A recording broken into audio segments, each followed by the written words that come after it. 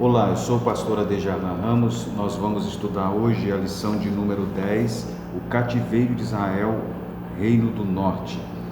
Nós estamos estudando o livro de 1º e 2º Reis. A leitura bíblica em classe está baseada em 2º Reis, capítulo 17.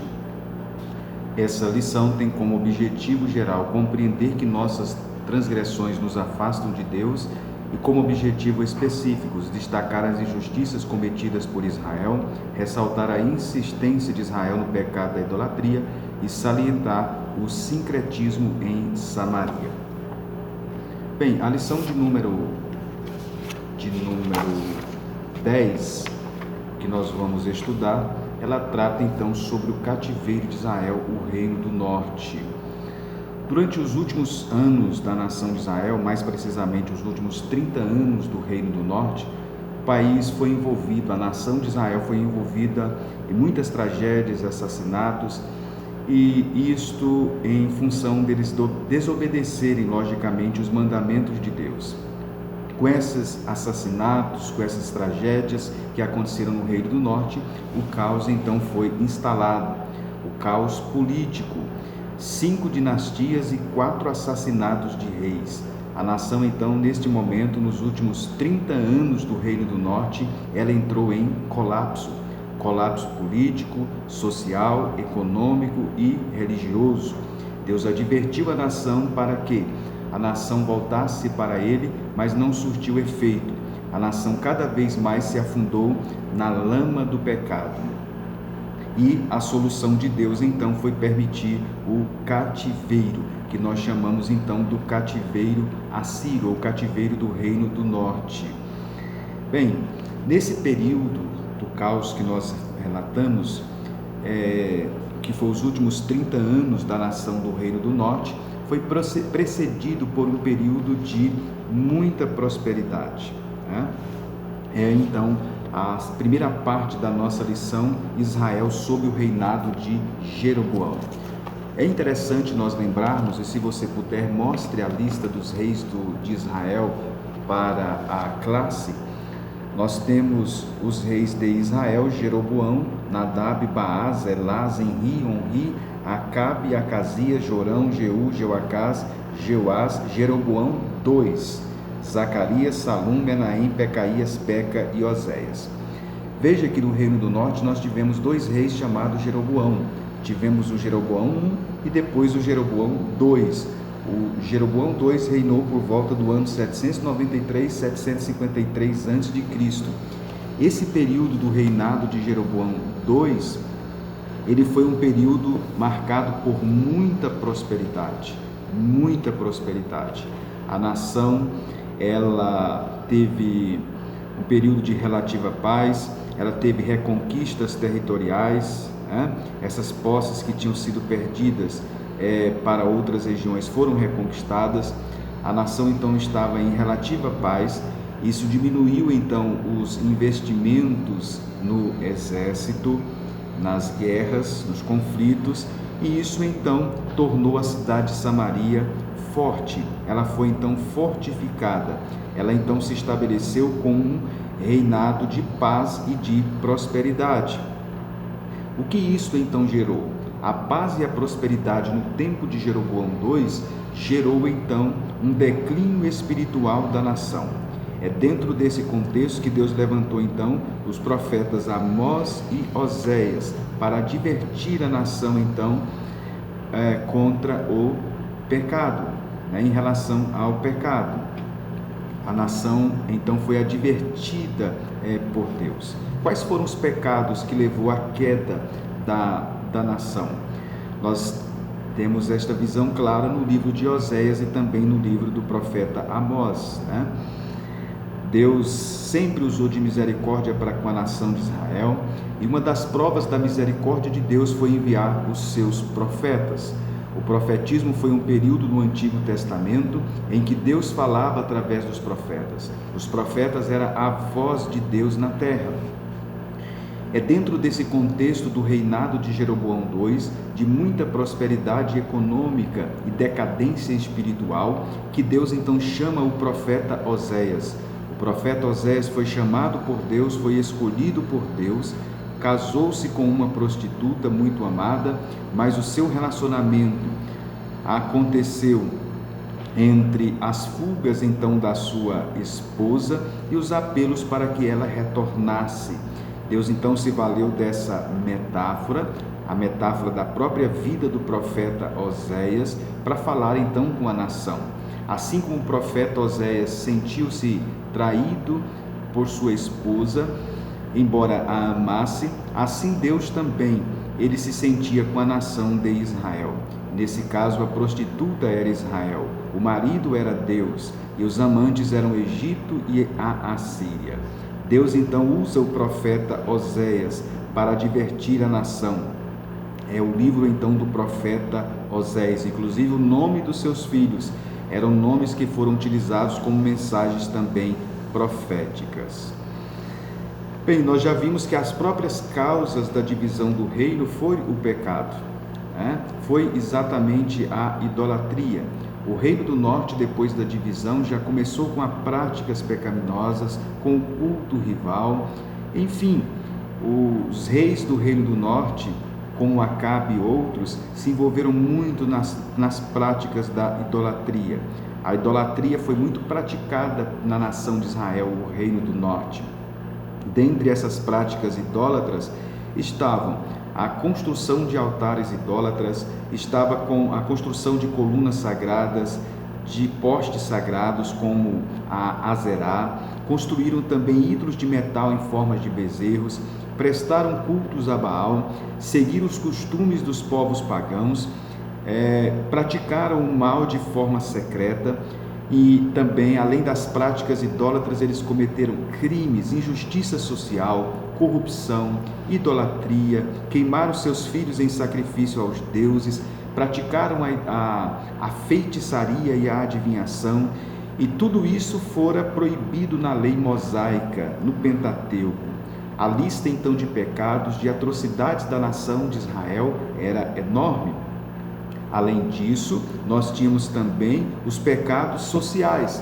Os pecados sociais estavam relacionados à exploração, à indiferença para com as pessoas pobres, as pessoas necessitadas.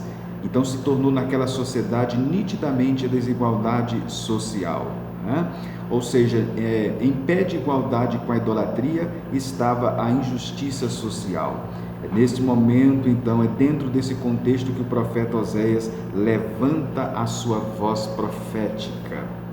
O luxo, a opulência, ele chega a chamar as mulheres, as madames de vacas de Bazã, no capítulo 4, versículo 1. Havia também especulação imobiliária, ou seja, o luxo, a opulência, gerou então uma situação espiritual calamitosa na nação do Reino do Norte. Os profetas Oséias e o profeta Amós advertiu então a nação. Seria interessante você selecionar neste momento alguns textos do profeta Oséias e Amós que profetizaram nesse período para mostrar para a classe o que foi que eles disseram. Logicamente, de forma breve, porque o foco não é um estudo exaustivo em Oséias e Amós, apenas para os alunos conhecer através dessas profecias o que estava acontecendo no Reino do Norte. Bem, então este era a mensagem, a advertência então dos profetas. O profeta Oséias, ele foi o último rei então de Israel. Depois do reinado de Jeroboão, entrou um período então de decadência na nação de Israel. Esse período de decadência nos últimos 30 anos foi marcado por tragédias, por assassinatos, e o último rei então de Israel, do Reino do Norte, foi Oséias. Oséias foi considerado um rei rebelado quando buscou apoio do Egito. Ele interrompeu o pagamento dos tributos de reino vassalo, e isso logicamente produziu um enfurecimento no rei assírio Salmaneser V, que fez um cerco a Samaria. Esse cerco durou 3 anos e agora Israel não teria mais chances de negociações, somente a guerra e a deportação iria resolver a situação. Logicamente, os cercos então no mundo antigo eram marcados por muito sofrimento.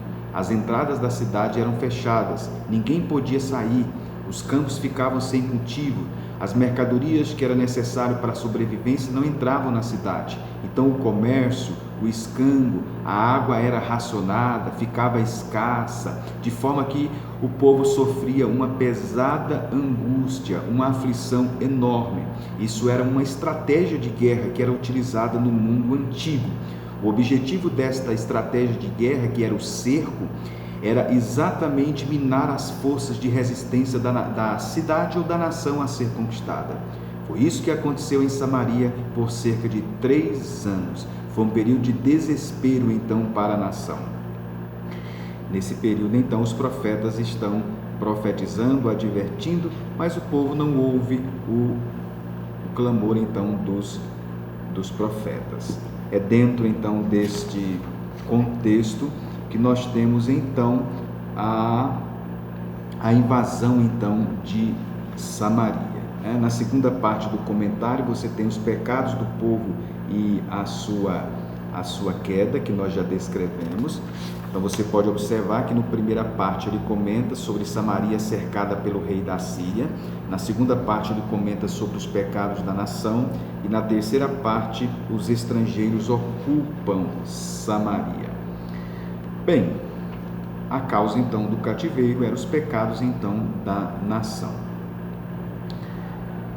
Essa situação então que a nação se encontrava de cerco, ela resultou então na invasão de forma definitiva pela Síria no ano 722 a.C. Eles, depois do cerco de 3 anos, no ano 722, eles então entraram e levaram então os moradores então de Samaria e de Israel cativos.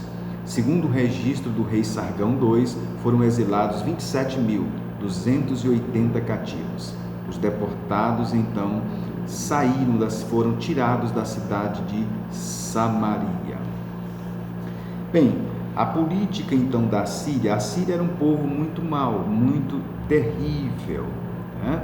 A Síria, eles tinham uma atitude bem cruel. Eles, quando dominavam um povo, eles massacravam aquele povo, né? Eles arrancavam os olhos, eles arrancavam a pele, eles cortavam órgãos genitais. Enfim, eles eram um povo então muito terrível e muito mau. E eles então dominaram o reino do norte. Uma das atitudes políticas também da Síria era provocar a miscigenação de raças, a mistura de raças. O objetivo ao provocar esta mistura de raças era exatamente anular todo o sentimento nacionalista dos povos conquistados, né? Foi isso que eles fizeram então no reino do norte, e foi isso que eles fizeram então em Israel.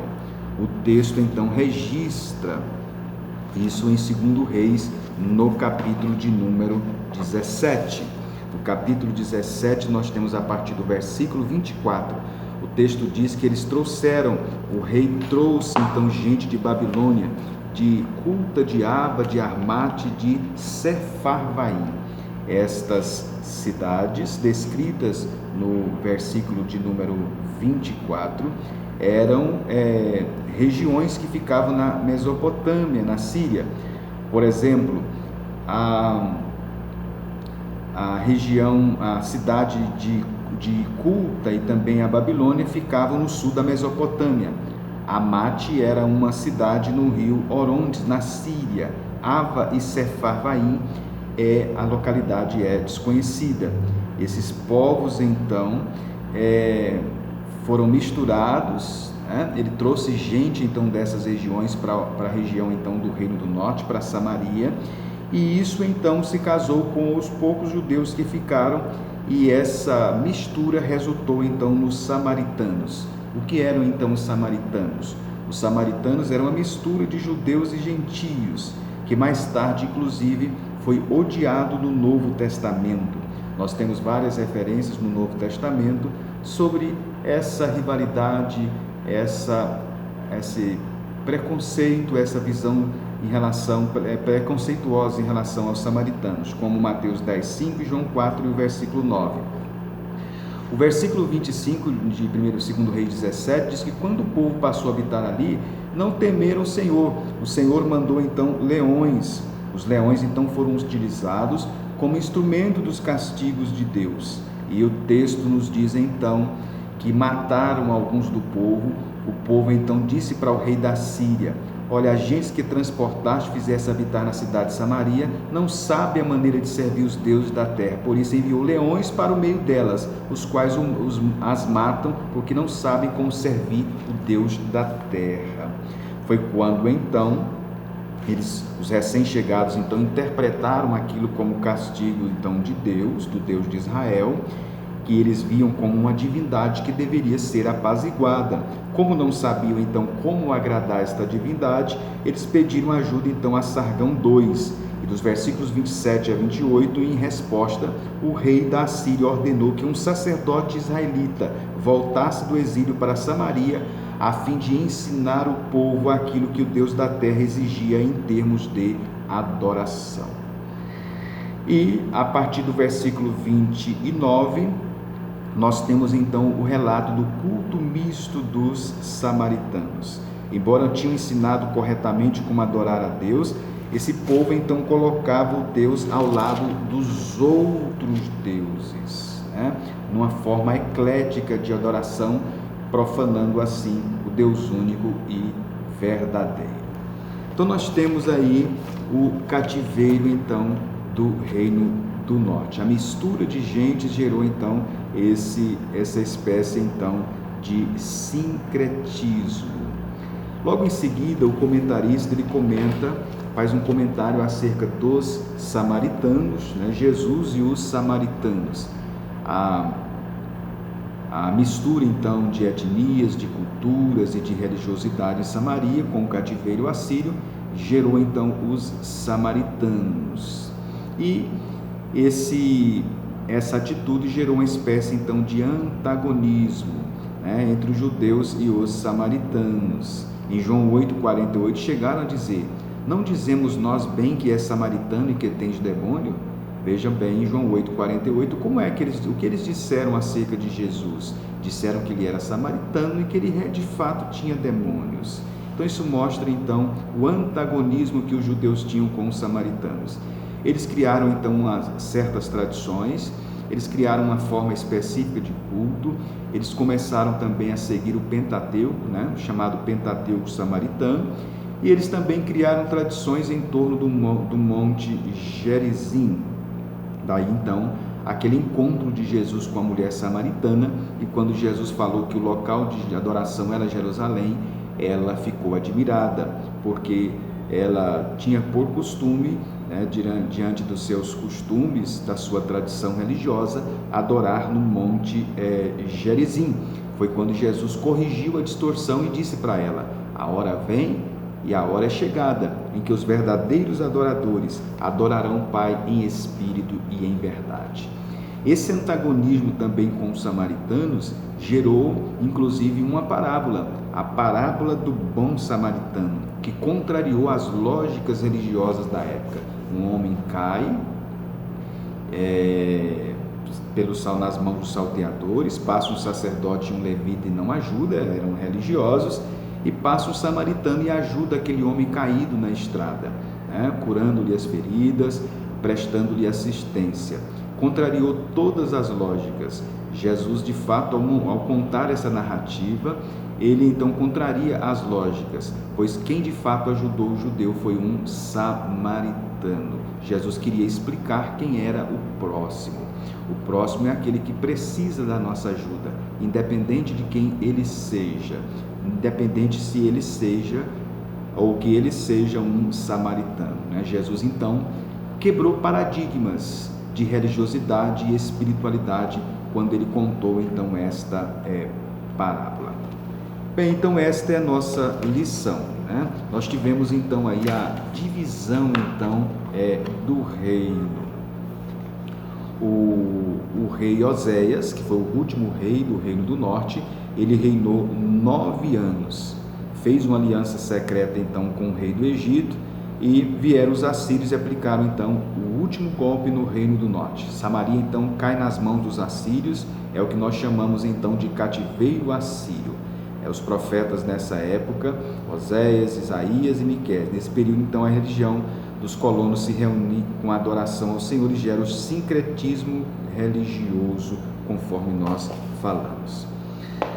Bem, então quais são os principais pontos que nós podemos destacar então aqui nesta lição? Esse é um momento importante do estudo do livro dos Reis e para todo o Antigo Testamento. É importante você lembrar que muitos alunos talvez não sejam afeitos a essa narrativa, talvez alguns nunca entraram em contato com essa narrativa. Então apresente para eles o cerco da cidade de Samaria, comente sobre o reinado de Jeroboão II e da grande prosperidade desse período, destaque especialmente as profecias de Oséias e Amós, que são deste período, e conclama a nação para voltar-se para Deus. Enfoque também a traição então do rei Oséias e comente então o evento histórico do cerco de Samaria. Depois de 3 anos de cerco, o rei assírio então invade Samaria e aplica então a punição para aquela cidade, para aquela nação. Logicamente, isto era em consequência dos pecados então da nação. Era Deus utilizando a Síria como seu instrumento de punição para a nação do Reino do Norte. Depois você comente então sobre os samaritanos, o antagonismo que gerou entre judeus e samaritanos. A origem histórica é essa então no Antigo Testamento. Quais são as lições que podemos tirar então? Os pecados, eles sempre têm consequências. Deus, de forma misericordiosa, sempre nos adverte através da sua palavra, através das escrituras, através dos seus servos. Foi isso que aconteceu com a nação de Israel, mas eles não deram ouvidos à voz de Deus e as consequências vieram. Os pecados sempre têm consequências. Hoje ou amanhã, as consequências virão. Então, insta os seus alunos a ouvirem a voz de Deus e a viverem uma vida de retidão diante do Senhor nosso Deus. E mostre que os pecados sempre têm consequências. Mostre que esses pecados da nação, muitos deles eram pecados também sociais, não só pecados da idolatria, mas também pecados sociais. Muitas vezes nós não classificamos os pecados sociais como a injustiça, o desprezo e atitudes injustas para com os pobres, as pessoas necessitadas, enfim, são atitudes que às vezes nós não classificamos como pecados, especialmente uma sociedade corrupta que nós estamos vivendo. Mas destaque que foram também esses pecados que Deus usou os profetas Amós e Oséias para falar com a nação. Portanto, esta é a nossa lição de número 10, a lição do cativeiro de Israel, o Reino do Norte. Que Deus, portanto, o abençoe, que você então ore, busque a direção de Deus e esteja diante da sua classe para apresentar esta lição para os seus alunos. Não esqueça de se inscrever, de compartilhar esse vídeo, deixar aí o seu like, o seu comentário, é a forma que você tem então de nos ajudar.